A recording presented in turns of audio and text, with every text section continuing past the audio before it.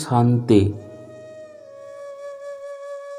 28শে December 2023 প্রাত Murali বাপদাদা মধুবন। মিষ্টি বাচ্চারা, সর্বদা সৎ পাত্রে দান করবে, ফালতু সময় অপচয় করবে না। প্রত্যেকের নাড়ি টিপে দেখো যে শোনার সময় তার বৃত্তি কোথায় যায়। প্রশ্ন: পবিত্র দুনিয়াতে যাওয়ার জন্য তোমরা বাচ্চারা অত্যন্ত সতর্কে থাকো। কোন কোন বিষয়ে তোমাদের সতর্কতা অবলম্বন করতে হয়? উত্তর: গৃহস্থ ব্যবহারে কমল ফুলের সমান থাকাই হলো সব থেকে বড় সতর্কতা। আমাদের ত্যাগ হলো সমগ্র পুরানো দুনিয়ার ত্যাগ। এক চোখে হলো সুইট হোম, অন্য চোখে হলো সুইট রাজধানী। এই পুরানো দুনিয়াকে দেখেও দেখবে না, এটাই হলো অনেক বড় সতর্কতা।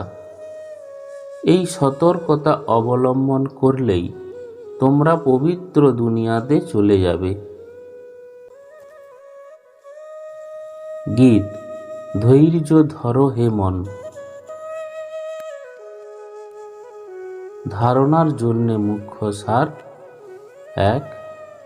এই বানপ্রস্থ অবস্থাতে সুইট হোম আর সুইট রাজধানীকে স্মরণ করা ছাড়া বাকি সব কিছু বুদ্ধি দিয়ে ভুলে যেতে হবে।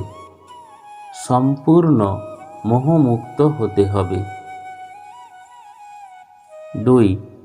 বুদ্ধিযোগের দ্বারা অসীম জগতের ত্যাগ করে আত্মিক যাত্রা করতে হবে।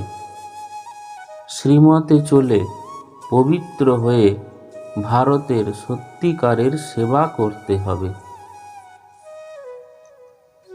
বরদান: শ্রেষ্ঠ কর্মরূপী বৃক্ষের ডালে আঁটোসাঁটো হয়ে বসে না থেকে উড়ন্ত পাখি হয়ে হিরো পাঠধারী হও। সঙ্গম যুগে যে শ্রেষ্ঠ কর্ম করছো, এই শ্রেষ্ঠ কর্ম হলো হীরের ডাল।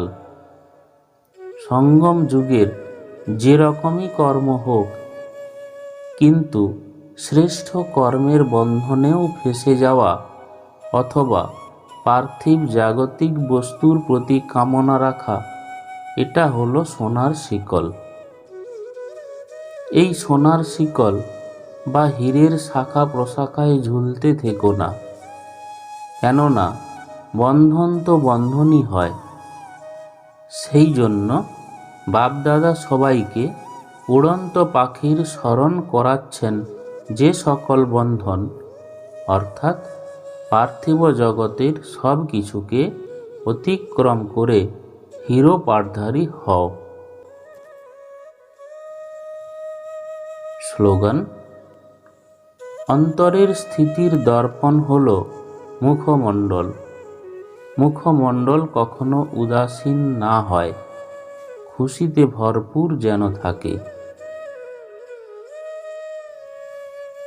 ওম শান্তি।